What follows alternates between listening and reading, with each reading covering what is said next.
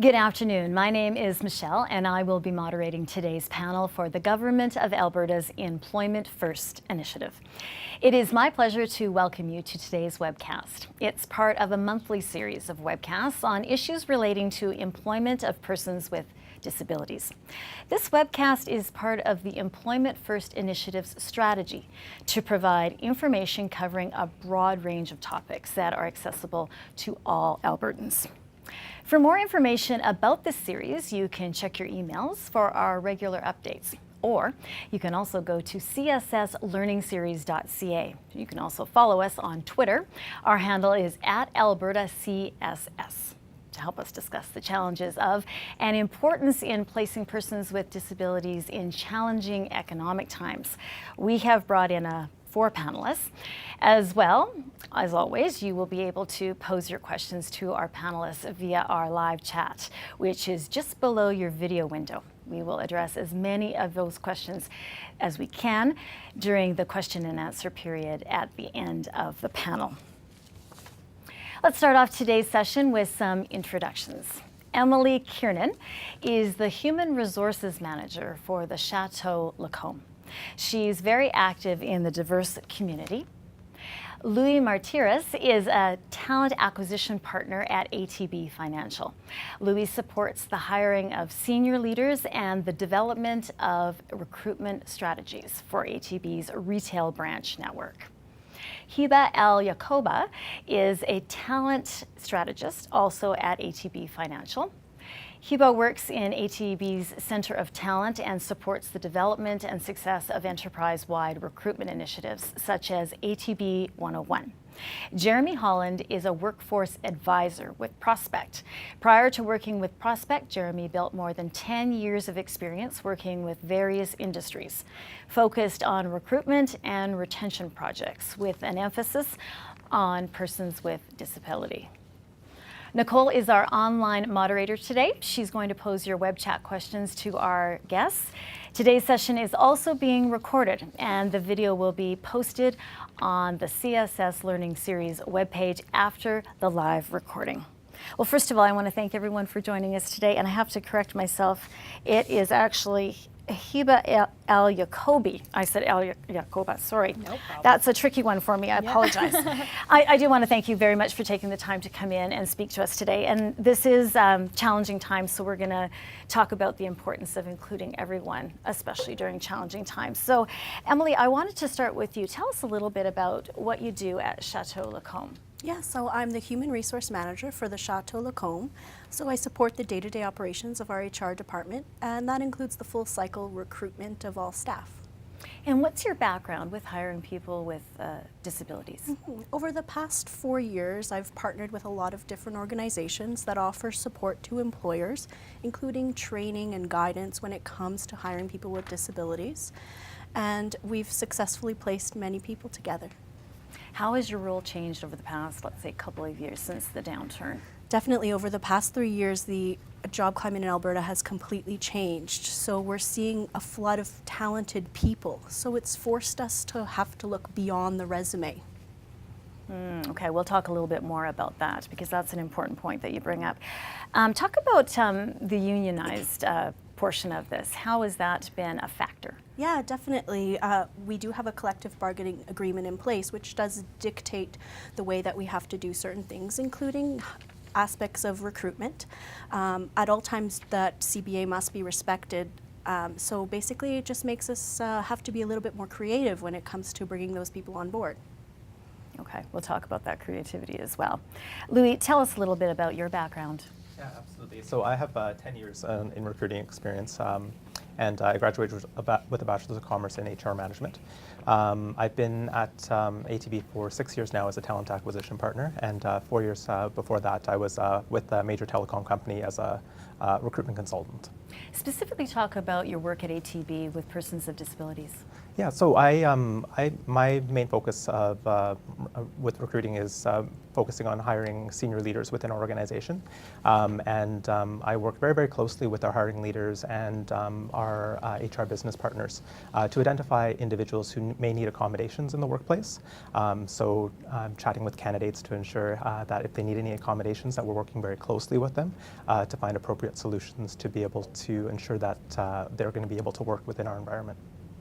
Hiba, you have a history of working with people with disabilities. Tell us a little bit about your experience. Yeah, so my experience has been a bit broad. Never really focused in on this matter, but really have had an opportunity to, in my past experience, to really work with individuals in the case that they do have an accommodation. Always made sure that we were able to accommodate.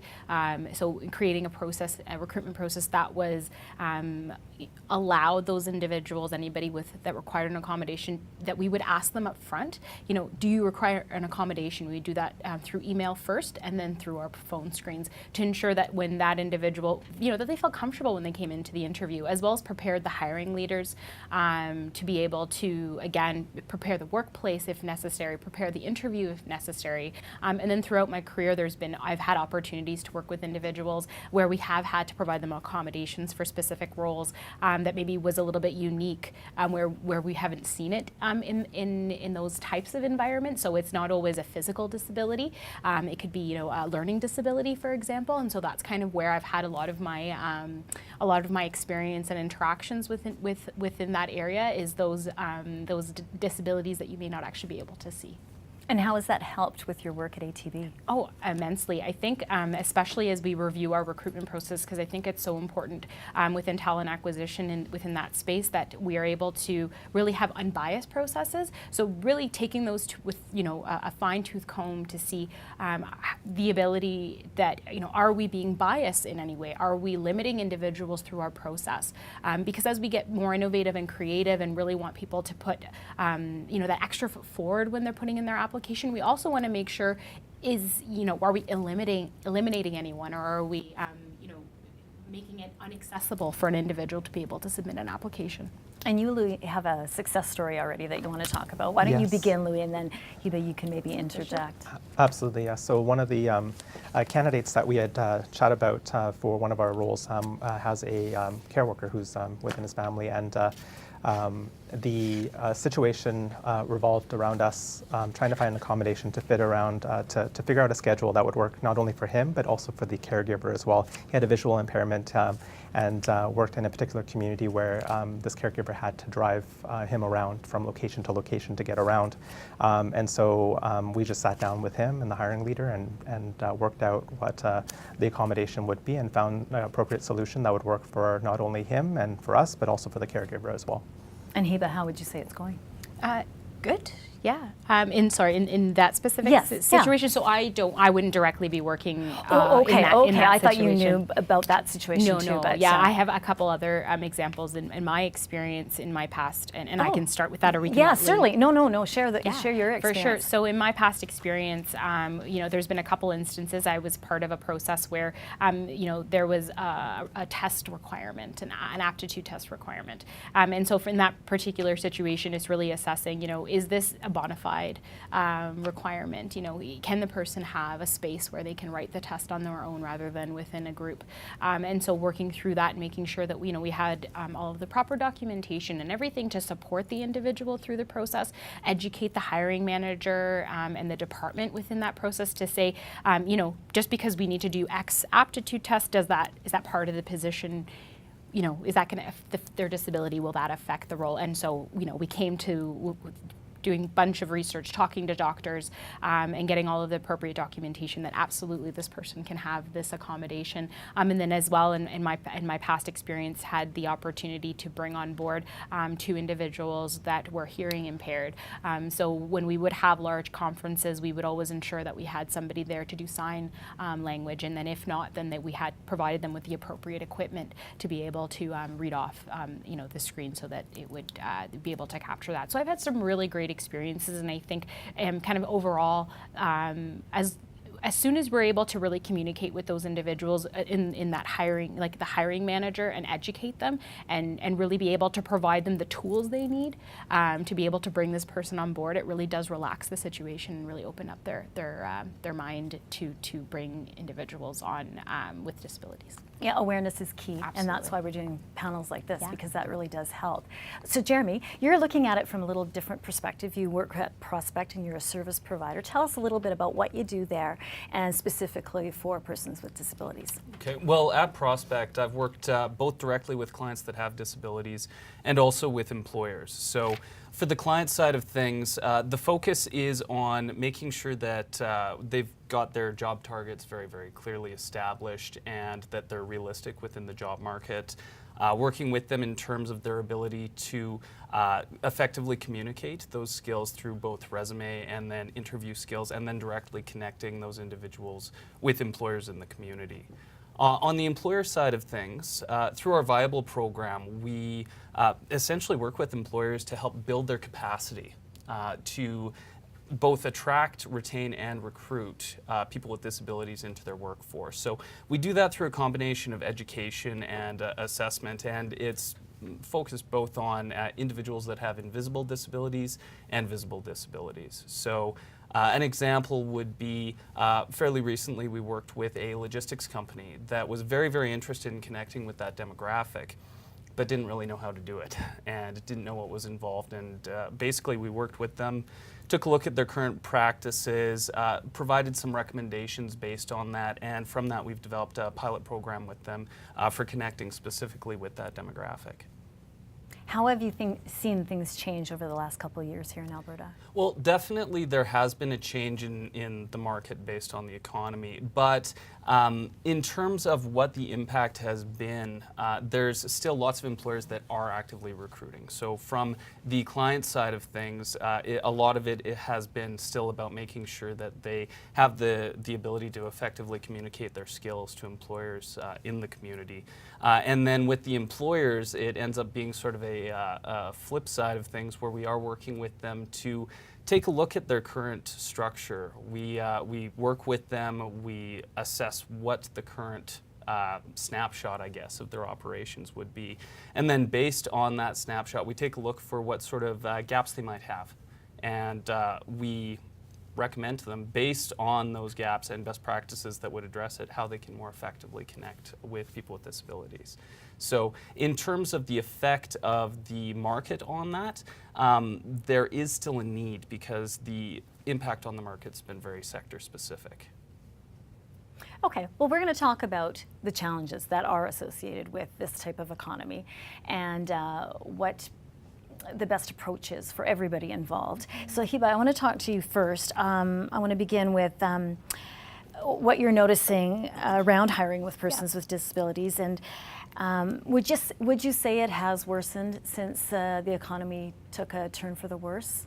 I don't know that it's worsened, but I think just sometimes when we have less positions, we're hiring to less roles. In some of my past experience working within a unionized environment, there are very strict guidelines as to who, qualifications, who gets hired first, that sort of thing. So I think from that perspective, the less jobs we have in unionized roles or environments, the less opportunity we have to bring in external individuals. So if that be somebody with a disability or not. So I think from those perspectives, I can see where we would hire individuals, less likely to hire individuals with disabilities. But I think overall, at least from my perspective, and when I hire and how I kind of coach my managers, it's always about the best fit. It's the best, it's the best, not even fit, who's the most qualified.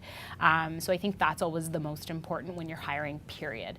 So always ensuring that we're always bringing the best person on board. And if that individual may have a disability, as long as, again, it does not interfere with the bona fide work requirement, there's no reason why we wouldn't do so. But just that perception, I think sometimes, depending on which type of organization you work at, again, if we have internals and we want to promote them and we want to develop them, then why would we be hiring externals, period, right? So I think it's just changing those perceptions to say, these are the benefits. This is why we would hire these individuals. Even though we do have a really great internal workforce, this is where the benefit of hiring these external individuals, with a disability would be. Emily, what are you seeing at Chateau Lacombe? Yeah, I completely agree with Hiba. The downturn has affected unionized positions. We just don't have as many opportunities to go out there and hire external candidates. There's not as much turnover like we would have seen, a few years ago. So we don't have those opportunities. So I really think it's important to shift the focus to education. Educating our managers on the benefits that this demographic can bring to the organization. Louis, in your time at ATB, have you changed your approach in the way you look at hiring persons with disabilities? I would believe so, yeah. So I do have a story to share about that, it was a huge lesson that I learned that to accommodate individuals with persons with disabilities is that it takes more than just a willingness and an awareness. It really takes a lot of proactivity and advocacy, as you were mentioning earlier there around the education piece. I have one story to share there where I was recruiting a particular external candidate who had a visual impairment, I thought, okay, no problem, we're going to be able to accommodate this person, no problem, our tools will work. She has software, like text-to-speech software, that'll work. And then we actually started to test the text-to-speech software that she used on our actual systems, and the system that she would have had to use at the time made it incompatible. So the text-to-speech software was not working or functioning properly, and it would not have provided a really great onboarding experience for her. And so we really sat down with her, the hiring leader, and we all decided that this just was not going to work at this time, just because we did want to provide that great experience when she was brought onto the organization. It was a huge lesson for me, and because it kind of broke my heart in a lot of ways, because she was a great candidate for that particular role, but in hindsight, looking at it now, it really does take that proactivity. You really need to start taking a look at your processes, and you need to advocate for changes before that candidate gets in front of you. That's an interesting issue that you're bringing up very much. So Jeremy, from your perspective, can you give us an example of where it's been harder for one of your clients? Well, in terms of what's been happening, like I said, it's been very sector specific. So it has made it harder for clients to connect with the labor market in some ways, but it's been very focused in terms of where a lot of the layoffs and things have been happening. So in terms of who's applying for positions out in the community, there are a lot of individuals from the employer side that are getting tons and tons of applications that are coming in. And they're not necessarily very directly suited to the positions they're looking for. So I think one of the biggest challenges I've been seeing for a lot of the clients is it's changed the timelines. There is a lot more applications and resumes that employers are going through, and there's some less positions that are vacant, which is absolutely true. But it's more, what I'm seeing is there's been more process involved for them to actually get through the recruitment processes. Now, that being said, in terms of the skill sets that the clients are bringing, like for one specific individual that I was working with, they were coming from the oil and gas sector, and they basically just had to change what area they were specifically targeting and look at what transferable skills they had. So they actually ended up getting an excellent position that was very, very high paying. It was just in a different sector, but it was still using those skills. So a lot of it, I think, is about changing the focus and also preparing them for some changes that have happened in terms of those timelines for recruitment within the market. So working with your clients on just, kind of looking at it from a different perspective is very, very helpful. Yes, because absolutely. I would imagine it reduces the amount of stress too that they're feeling. And when you were talking about the length of the process, just the whole waiting and thinking, oh, I'm not going to get something, what have I done wrong? Or, and then if you kind of change their way of looking at things, it might end up being easier, or at least they're able to understand, right? And even just providing them some guidance that, yes, that kind of timeline in the process is normal, and giving them some insight as to what it might look from the other side in terms of that process, and that's not necessarily about them. why the process might be taking longer. It could be things happening on the other side as well. I see Louis and Hiba nodding. Yeah, I was going to say, I think, and it's funny because when you're on the other side, it is very stressful, I think, for anybody. So really being able to educate the individual to say that, you know what, this just takes a long time sometimes. Unfortunately, you know, sometimes depending on the capacity of the manager or how many roles they're hiring to, they could potentially have 4 or 5 positions they're filling. So the screening resume process, telephone screen process. So there are many steps sometimes, and I think as recruiters, you know, our job is to hopefully, you know, shorten the length of time, or at least be better at communicating. But sometimes it's out of your control. So I think it's really important, and I appreciate that you are working, you know, with your clients to educate them and to say that, you know, like, you know, let's relax a little bit, and you know, like, I'll provide you updates as I get them, because I think as recruiters, you know, like I say, it can be really challenging sometimes, and being on the other side, you're kind of like, oh my gosh, what's going on? So it's just refreshing and reminding yourself and reminding the client that, you know, yeah, this takes a long time. Like, it can take up to 3 months to hire somebody for one position. So, Well, and Louis, I'd imagine you're getting more people applying for jobs, Yes. and so you have to go through more people, including persons with disabilities. Is that right? Absolutely. So it's we've definitely seen the number of applications increase in some of our roles, definitely, and so that increases, you know, pre-screening time, interview times, and typically a lot of our positions we're going to first and second interviews. Sometimes there's a project involved in that as well, so at Tahiba's point there, it can take upwards of 3 months to onboard and actually successfully hire somebody. Because at the end of the day, we want to make sure that we're hiring the best person for that particular position. And again, to your point, it's really about communicating with the candidate. That's my role as a recruiter, is to ensure that I'm constantly in touch with that candidate to ensure that they know where they're at in the process, even if it's just not with an update, to say, hey, you know what, I don't have an update just quite yet, but we still want to talk with you. That's my role in that whole process. Another thing that I've been seeing with employers is there may be a lot more applications, but the number of individuals they're looking for that actually are a solid fit for what they're looking for may not be that much greater. So it may take more time, there may be more to go through, but really when I'm working with the clients, it's about helping them identify their skills and make sure that they communicate them effectively to the employers, because there is still a lot of employers that are struggling to find the right skill sets for the positions that they're looking for. That is very important, to recognize your skill set, your talents, and then channeling it in the right directions. So I'm sure that's a big service that you're providing for your clients, and very helpful for people. Leanne, or Emily rather, I want to talk a little bit about the perception of persons with disabilities that they're last in, first out. Is that accurate?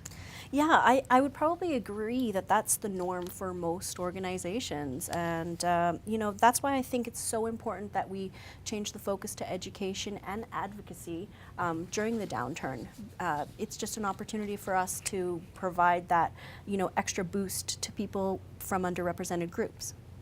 Hiba, how do you think we can change that perception? yeah, I think it's about, I think just in general, like, diversity and being in an inclusive environment is just, it genuinely makes your corporate culture, your organization just better, because you're coming from different perspectives, different ideas, right? So when you're looking to strike innovation, that's the recipe for innovation, is diversity. So I think, as Emily said, it's that advocacy piece and trying to say, you know, these are the values. Here are some areas or pockets where we've seen the value, and really being able to present that forward and being proactive about it. Like, I don't think this is something that's going to just happen organically. I think we really do have to put your foot forward and really put together an initiative to say, this is what our focus is going to be, and really not just talking about it, and actually just moving forward and ensuring that they really see the value, and it's not don't just talk the talk, you got to walk the walk, I think.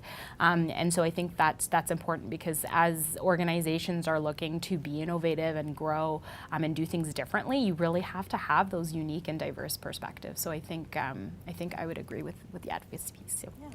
Louis, what would you say about making it more the norm to have persons with disabilities on your staff? I think it's really about again, focusing on the education, advocacy, and continually putting efforts into it, and not just taking a look at, you know, it's a tough economic time, but you know, to consistently do those activities every single day and to ensure that there's always a focus on it. Within our organization, we have diversity champions and employee resource groups that are available where we share people's stories and understand different perspectives and include them into different ways that we operate and to gain those different diverse perspectives and to really understand other points of view. And we just have to continue making those efforts and continue to make sure that we're putting the time and effort to understand the challenges that persons with disabilities may have and make sure that we're continuing to become an inclusive workplace. Yeah, and I think just to kind of add to that is that we're probably not the experts, so it's partnering with agencies and organizations to help us to really be able to provide us with that information and that depth. What do those tools look like? Right. What do those resources look like? To be able to then really present that full package over within the organization rather than just going off of what we know, because I mean we're talent experts, but we're not experts within that area. So I think it's really leveraging those partnerships and those agencies. Jeremy, would you like to see those partnerships grow over time? Oh, absolutely. And there seems to be quite an appetite for those partnerships within industry. In terms of the kinds of perspectives that are brought to the table, I think it's becoming more well known within industry that there's a fairly high proportion of individuals within Canada that have a disability. It's about 1 in 7. And so any work that you do internally as an organization to improve your ability to work with people with disability ends up benefiting you regardless. The incidence of disability also increases as people get older. So with the workforce aging, this is becoming more and more an important thing for employers to take a look at. So I think there is an awareness of that. And it is something that I think there is a strong appetite for in the community. And there are a lot of benefits to making sure you have a diverse perspective within your workplace. Hiba mentioned innovation being one of the major drivers that comes out of having a more diverse workforce, including people with disabilities.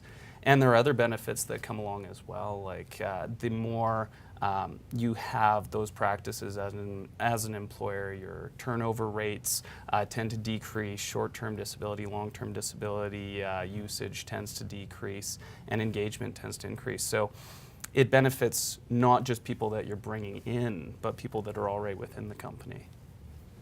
All right, we're going to turn to the positives because there are many. So I want to start with Emily. What are you seeing specifically at Chateau Lacombe? Yeah. What are some of the positive experiences that you've had when including people with disabilities? Yeah, persons with disabilities are extraordinary problem solvers. They face huge challenges every day. So that skill is really critical to any organization. And, they're highly valuable. So I want people to see them that way. So definitely advocating for that every day.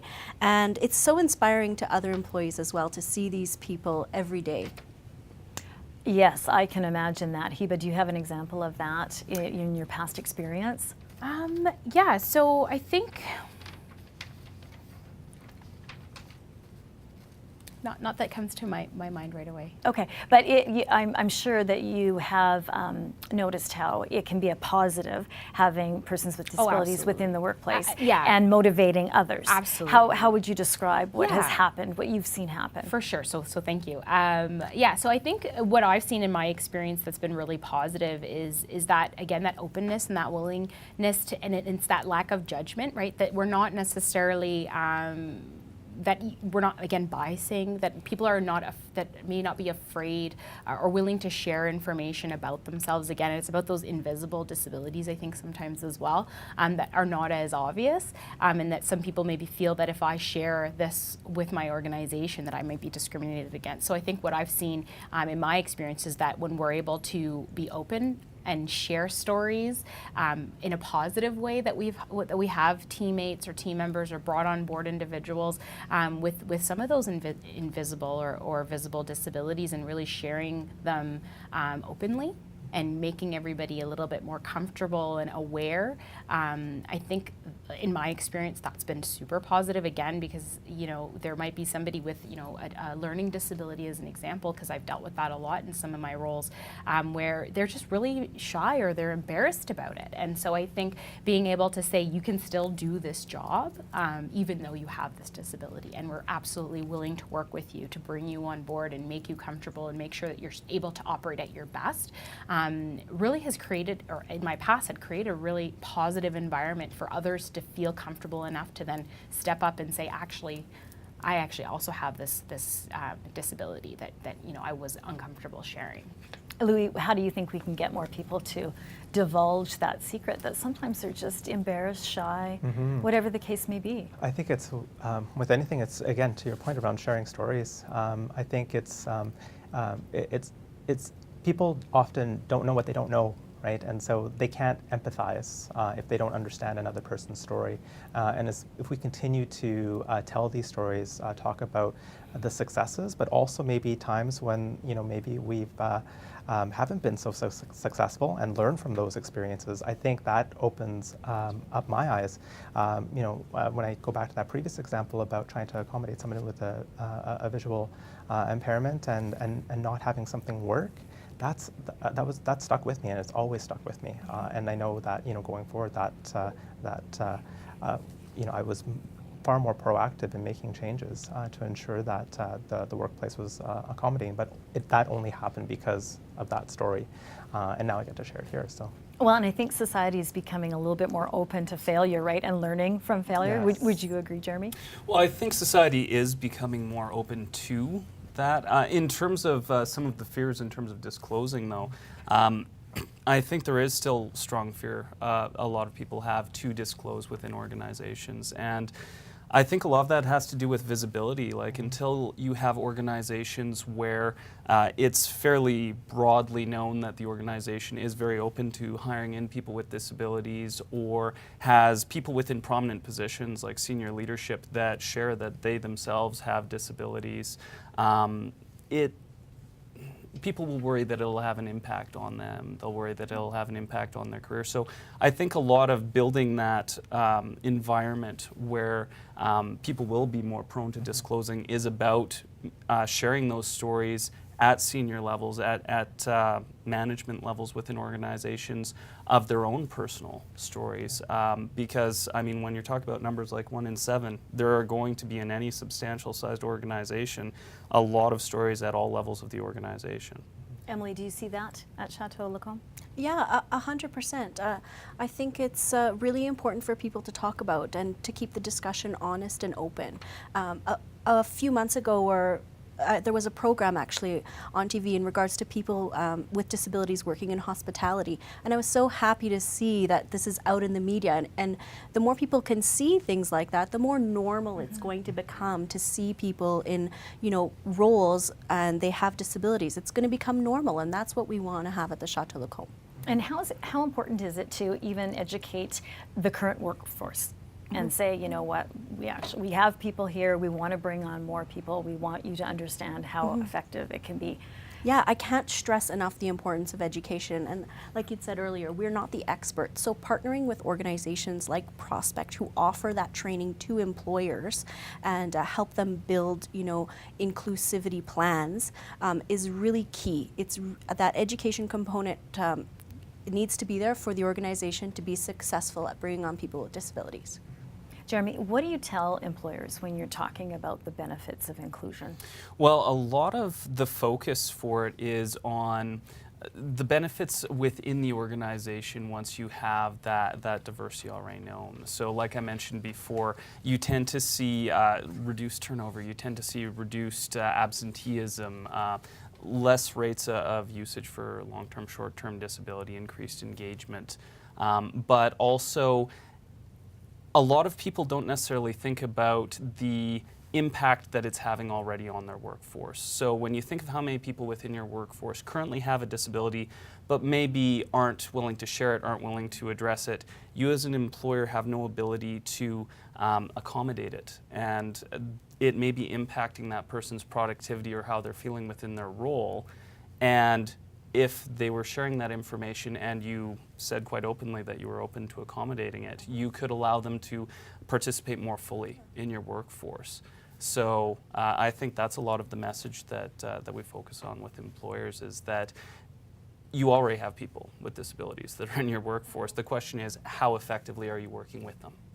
Emily, you agree? Yeah, absolutely. And it's not just an openness to accommodate. As human resource professional, we have a duty to accommodate. So when someone comes to us and makes a disclosure in regards to a disability, it's our job to work with them to find out how we can accommodate this in the workplace.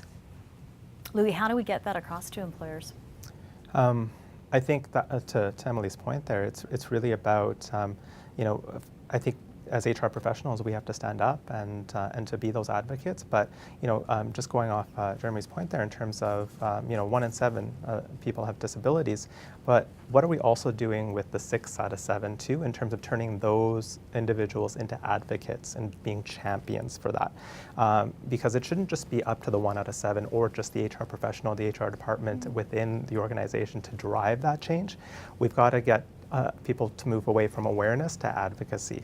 And you only do that through education, through sharing those stories. And then once you have everybody, kind of more people on board, then that's where you start to see the shifts and the changes in the organization. What can you add to that, Eva? Yeah, and I think, and so, if that be specific, because, within an organization, you come in as a new person, there's your code of conduct training, there's all these different trainings, but, I don't know that they're, at least any organization I've worked on or with, where there is a focus on persons with disabilities. Where's that? Where, if it's, sensitivity training, whatever that looks like, but just putting more of a spotlight on it, that there are a lot of individuals within our organizations that are, that may have visible or invisible disabilities. So working with the agencies, and I think what's really important is that, what does that look like? How much would something like that cost to implement? You know what I mean? And really putting numbers to it, because at the end of the day, business is business. So being able to really, again, put dollar amounts to see, like, where have we seen reduced turnover? Where have we seen, so really showing those numbers and being able to bring that forward to leadership to say, this is the proof, this is the value. You actually have dollars and cents attached to this. Because I think that probably will get people that would promote change. Absolutely, right? Because it's not just, we're not just saying these are great stories and this is what, these are statistics. Let's actually see the true numbers and dollars behind it. Emily, what are you doing specifically at Chateau Lacombe during these tougher economic times to try to encourage people with disabilities to be with you? Yeah, join your team. A few things. Maintaining our key partnerships with organizations that provide training, increasing the educational component, the advocacy, but also being a sponsor for these people. So saying, hey, I have this great candidate and this is what they bring to the team. Being the person that puts that candidate in front of the hiring manager. I think that these people, we all need sponsors. We all need people in our lives that, sponsor our successes. But these people particularly, they need people to say, hey, I have this great candidate and this is what they bring to the table and they're going to do great here. They need somebody to uplift them. How about you, Louis? What are you doing at ATB specifically with the economy not being so good in the last little bit? I know it's starting to improve a bit, but what have you been doing over the past 12 months to 2 years? Yeah, I would say, it's continuing with the same efforts, really, and ensuring that we're constantly reviewing our practices to really improve the way that we recruit. So, talking with other recruiters, maybe if we haven't been consistently asking if somebody requires an accommodation, that we continue to do that and ensure that we stress the importance as to why that we're asking to do that and how that could really make a difference in somebody's life. So it's always continually just reviewing our practices, not saying that I don't believe our practices are perfect by any means, and it just takes constant review and just constant effort to do that. And I think as HR professionals, as hiring leaders, we have a duty to make sure that we're always making the processes as best as they possibly can.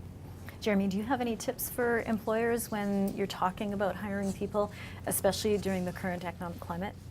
Well, actually, you hit on a really important point when you're talking about the process of constant improvement. Like you can make small changes within an organization that can have a large impact, and then as you're constantly reviewing and going back to them, you can constantly refine it. So you don't have to be perfect out of the gate, I guess is my point. And nobody really is, right? No, no one is, and no one can be. And that way you can constantly improve the processes that are going on. The other thing I would mention to employers, especially with the change in the economic climate right now, where you may have slowed activity in a number of areas, it's actually a really good time to take a look at what you're currently doing. You may have, like during really high economic times, you may be really, really busy doing a million different things. But if things slow down, it gives you a chance to reflect, assess what you're currently doing in your organization, and look for where those gaps are that you can improve. Yeah, that's a good point. It's actually a time of, a time to breathe, isn't it, really? Hiba, would you agree that Yeah. it's a good time to reflect and try to improve moving forward? Absolutely, and I think that we're, it's okay that we're not perfect.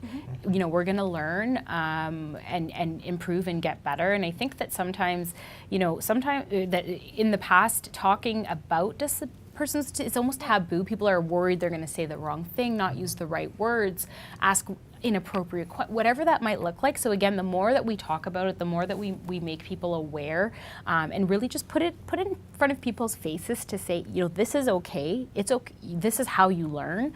How things looked 10 years ago, in the workplace as compared to now. And I think, 5 to 10 years in the future, things are going to look very different. And I think it's just about evolving and about, technology is getting so great. So being able to utilize technology to our advantage within, certain circumstances and with certain disabilities. I think we're in a perfect place right now to be able to review those processes. And I think, even though the economy is slow, I think there's probably always lots of work to do. But you're absolutely right, where it's always about revisiting, looking at what our processes are and how it aligns to our culture, to the types of individuals we want to be part of our organization, and how we can be more inclusive and diverse. And Louis, how important is it to get persons with disabilities to speak up and share their successes and share how they want to talk about it? Like you say, sometimes there's some confusion or there's, an unwillingness on the person who doesn't have a disability but doesn't want to offend or hurt anyone's feelings. Yeah, absolutely. And, I would encourage persons with disabilities to speak up. And that's also part of, as an employer, that's our job as well, to create an environment where they can speak up. And to share those stories so that people feel welcome and open to be able to do that. But when individuals are wanting to speak up, that if they're willing to share it, let's share it across the organization so that people can learn. And to your point around people are having fear around what do I say? Am I going to ask the wrong question? That's okay. Like we're human beings. We're going to make mistakes, and that's okay. But if we fail fast. We learn from that mistake, we move on, and we get better. That's part of the whole experience, and that's okay. And we just need to accept that and just learn from them and just become better. Great. This is great insight. I really appreciate you talking all about this. We're going to take just a moment right now to remind everybody in our audience that our question and answer period is coming up in about 5 minutes. So we want you to get your questions together and send them to us. You need to type them into the chat widget below your viewing screen right now. And then we're going to get to all those questions in about 5 minutes. We really want to hear from you because I'm sure you have lots to ask, especially after we've been going through such a great discussion. I'm sure there's a lot of questions out there. So we'll continue on and then we'll get to those question and answer period in a few minutes. So Hiba and Louis, let's start again with you guys. If you're able to talk to service providers like Prospect, but other ones out there, what advice would you have? Why don't you begin? Yeah, Hiba? absolutely. And I think you touched on this, is that when, I've in my past experience, I've received, it's like, here's a resume. Where can you fit this person?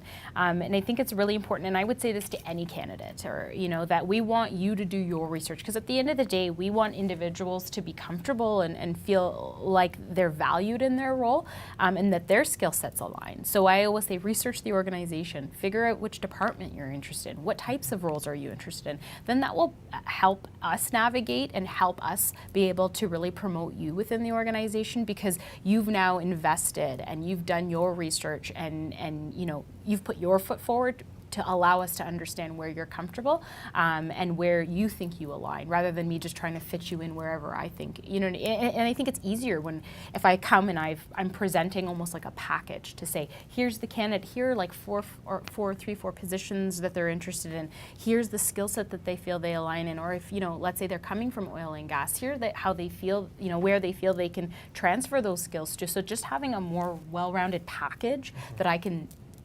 confidently present over to a hiring manager or a specific area, rather than just having a resume and a name. Yeah, it's changing now for everyone, really, isn't it? So the more homework you can do, the better your opportunity, and that specifically applies to persons with disabilities. What do you think, Louis? Absolutely. So, in terms of, going back to your previous question around, being able to talk to a service provider, to build off Kibo's point, it's really about also that pre-work. So even before we get that resume into our hands, what are we doing to prepare our workplace for that? And so how do we become more accommodating? How do we become more open and that sort of thing? And especially if you're a new organization that's maybe just starting out into this and starting to realize the impact and are wanting to make a change, that's where, understanding the stories, success stories, or stories where we could have maybe where we dropped the ball and maybe needed to improve.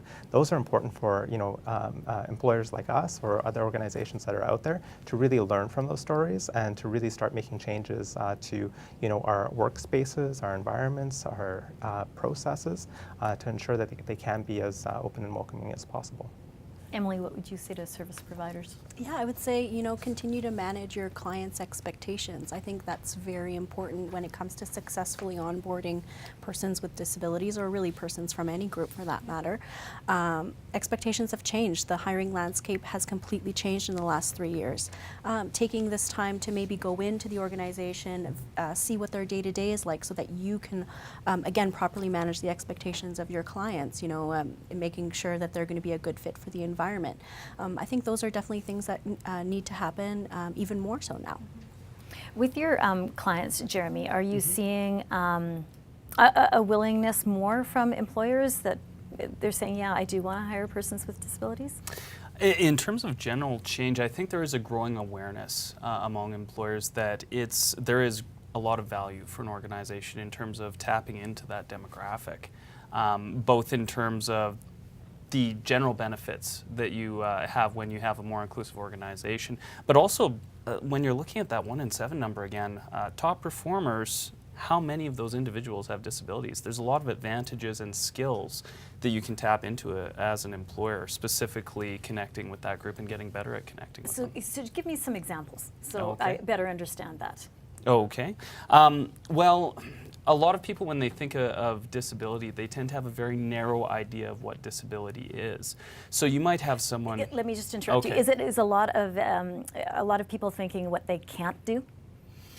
Yeah, you have a lot of that, and also a lot of assumptions as to what disability is. Right. So you might have someone who struggles with depression, for instance, and you'd say, well, I'd have some worries about bringing someone onto my team who has depression. But then you take a look at the statistics and what proportion of senior leaders, CEOs, very high performers actually have depression.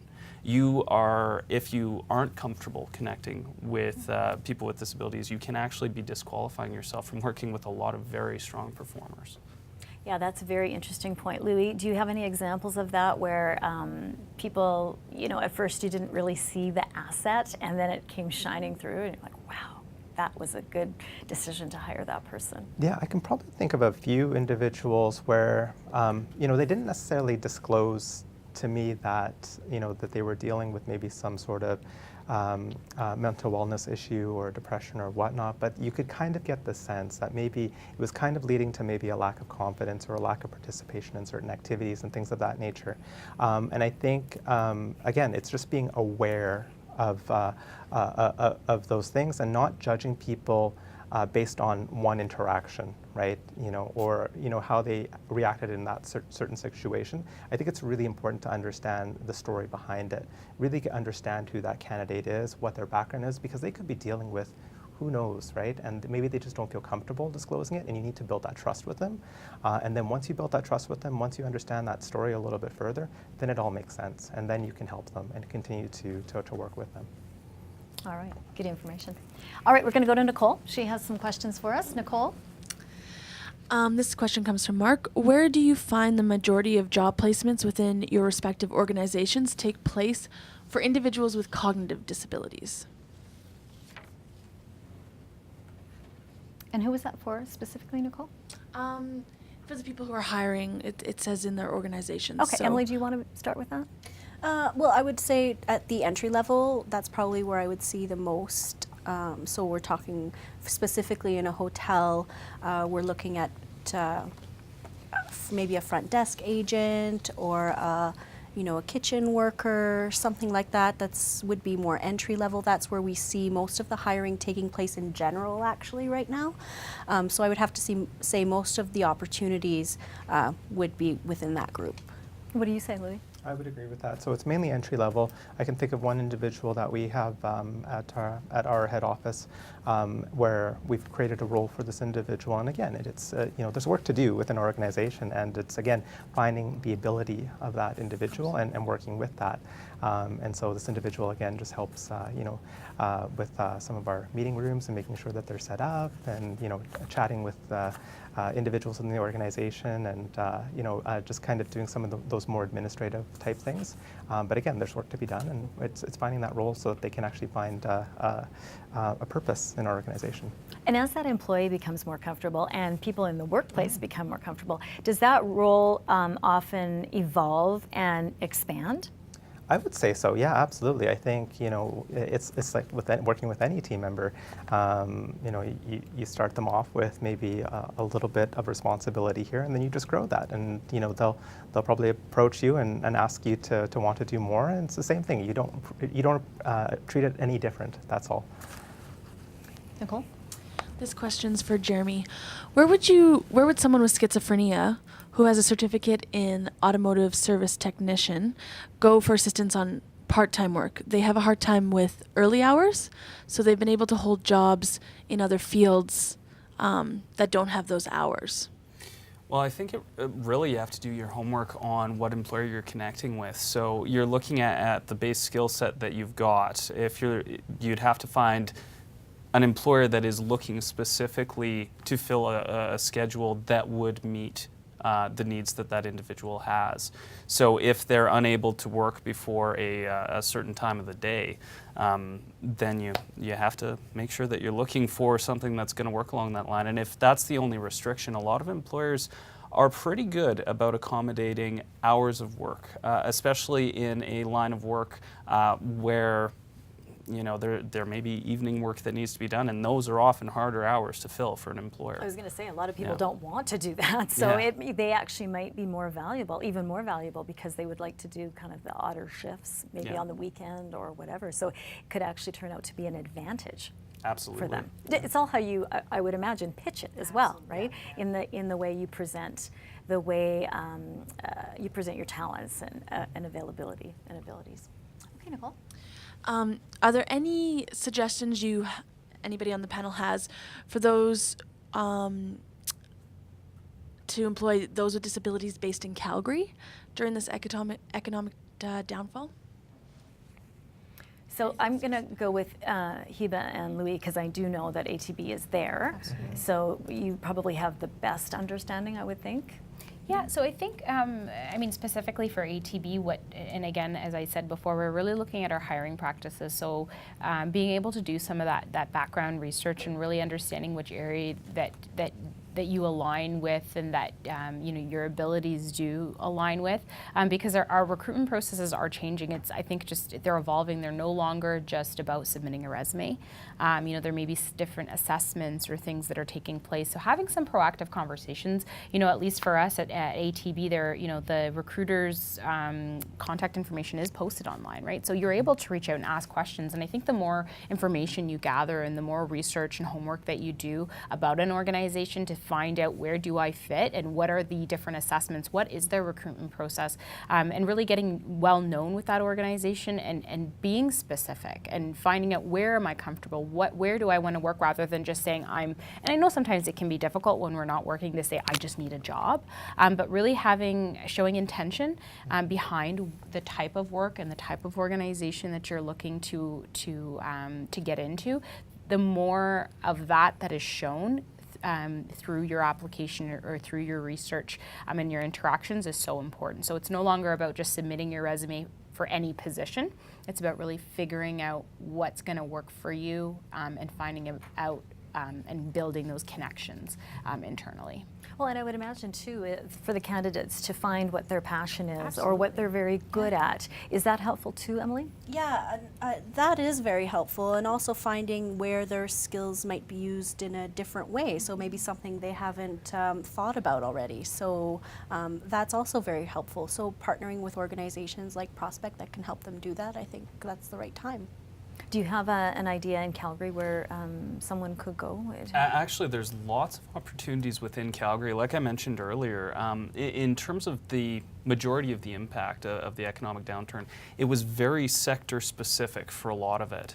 So there's lots of employers that are still actively hiring, that are still looking for the right talent. And I mean, regardless of what's happening with the economy, it hasn't changed the demographics of the workforce. You've still got a huge number of people that are currently in the workforce that are going to be retiring soon. So what I would say is that the homework piece is extremely important. If you take a look online, you will see currently within Calgary, there's lots of companies that are hiring. It's just a question of where your skills are going to be most suited. And if you are from a sector that was heavily hit, how do you adjust that skill set? And the great thing, Louis, is that it's really at your fingertips, right? You can Right. go to the library and go online if you have to, and do your homework, like There's so many- Jeremy's talking about. Yeah, there's so many resources out there. You know, at a bare minimum, it's, you know, going to the company website and taking a look at that. But whether those resources be, you know, places like LinkedIn or Glassdoor or employee review sites, things of that nature, or even just going into, like for us, going into a branch. Yeah. You know, actually having a conversation with someone and saying, Wow, how do you like that's working here, right? That's an idea. Hey? Right? I know. That's becoming sort of a lost art. But is, you know, yeah. how do you encourage, especially someone with a disability who might be a little bit more intimidated than the average person? How do you encourage them to get up and go to a potential workplace and say, hey, you know what? I'd like to find out more about what you guys do here. Yeah, absolutely. You know, I might be biased, but I think my organization is fairly open and Yeah. welcoming. You know, we don't turn away anyone, and so you can have a conversation with anybody within our branch network, and you know, talk with them and just say, this is my story. This is, you know, my background. These are what my fears are, and we'll talk through it. And everybody that works for our organization is very open to having that conversation and helping. So that's what we're here for.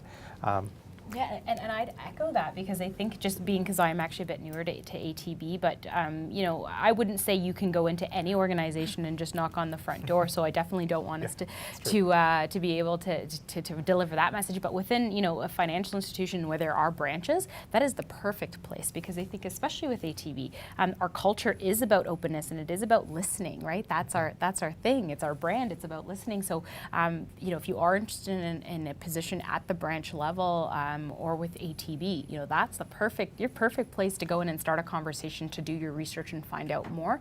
I think that's because I think it's a bit different if, you know, you can't, let's say, go into the government of Alberta and head office and knock on the door, but absolutely, Yeah, there are some more obvious ones yeah. than Right. you know than others, of course. But I think the whole idea of just looking outside the box, like you're saying, just kind of handing out 100 resumes isn't enough anymore. No, It doesn't yeah. cut it. Would you agree, Emily? Yeah, I would, which is why I think that employers need to be open to that. They need to be, I understand in some instances it might not be possible, but for the most part, to be open to receiving applicants. And when we see applicants, especially that come in with visible disabilities, to encourage them and make them feel like they're welcomed. I think that's really important for us to do right now.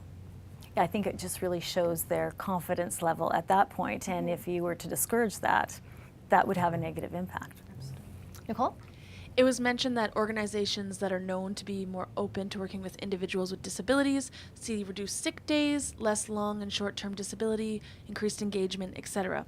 What is the link between these organizations that are more inclusive and those benefits? Okay. In terms of those benefits, I think a lot of that has to do with being very upfront and offering accommodation. You'll have, like I said, within your workforce, you've got lots of individuals that do have disabilities. And whether you are aware of it or not, that's going to be having an impact on them. So if you are very upfront and you're offering accommodation and inviting people to come forward and see what's going to help make that work in your environment, it's going to make things smoother for them. So that's where you start to see things like, yeah, you know what, someone who didn't want to talk about it and had, let's say, an appointment every other week and was afraid to talk to their manager about it, so they were taking it as, you know, sick time or something like that. Then they're coming back and instead saying, you know what, I've got this appointment at these set times, and the employer can say, okay, well, you can work the same number of hours, let's just adjust the rest of your week slightly, and then they're not missing any time, and they're able to make those appointments, for instance. It is a very vulnerable place to secure your first job after graduation. How can employers make it easier for younger people to be open and share their disability? Emily, I'm going to start with you, and I would say that that's, I think, a general statement for anybody who's just graduated. So, but specifically for persons with disabilities, because they've got another thing that they have to be concerned about. So, what would your advice be? I would say partner with organizations that are going to help you get your feet in the door. I think that's going to be key to your success in obtaining that first job. I think that it's going to be important for you to have support during that time. Yeah, and you had talked about that, the key part of having support from, and family members too. Yeah, absolutely, absolutely. Whoever you would consider a mentor or a sponsor, I would say, you know, get them to help you out. If that's an organization or a person, by all means, bring them with you and get started. Have them help you do some research and attend those job fairs and, you know, get your foot in the door. Louis, what would you suggest? Emily really covered most of the points there in terms of that. So again, do your research. Continue to again reach out to partners, reach out to employers. Come into our organization and actually learn a little bit more about our organization. I don't know, Hiba, if you want to chat about ATB 101 and like so there's student programs, of course. So I think just being able to find out what those programs look like so ATB 101 is our student experience program for individuals that are still in post-secondary programs. But I think that's a big piece, kind of postgraduate programs as well. You know, turning to your career centers at your post-secondary institutions, they're really good resources as well to be able to help you navigate through that. And I think ultimately is don't be deterred by not getting a job right away, because I think, like you said, it's difficult, right? In general, with the economy, when you're a new grad, to find work sometimes it can be discouraging when you get a lot of those decline emails. But I think it's just keep moving forward, try your best to get feedback where you can, and work with organizations and different community groups if possible to be able to volunteer, right? So just be able to get as much on your resume. Volunteering is a big thing. That's a really great way to get in, don't you think, Jeremy? Oh, absolutely. Well, and I think one of the things to keep in mind, and volunteering is a good example of this, is you're always networking. For that first position, a lot of it is about just finding out about the opportunity and having some sort of knowledge about what's going on within the organization in terms of culture, in terms of what they're looking for, and how to present yourself. If you're out in the community, you're volunteering, you're connecting with groups in ways that you're not necessarily thinking of, like traditional interview or whatever with an employer. It's a much more relaxed setting. It's more relaxed, and it also gives you a chance to essentially convince someone that you would be, someone that should be hired for those positions. But the thing is, you don't necessarily know when you're networking. So I think the important part is to always make sure that you are presenting yourself in a way where they would be interested in hiring you, because you never know who that person is that's going to be that first contact. Yeah, that's a very good point. I think all people should be able to recognize that after coming out of school. And then if you're changing careers at any point in time for anyone, that's good. This is the last question. What initiatives and processes can the government implement in order to increase employment opportunities for persons with disabilities? Anyone in particular want to start? Well, I think educational initiatives and panels like this are really important, and so I definitely think those types of things should still continue to happen. And they're available online, so there's access to them and stuff like that. So I definitely think the education piece is a big one that the government can give everybody a hand with. And so I would echo some of that. So it's just resources, right? Giving people an avenue to be able to ask questions, to be able to get support.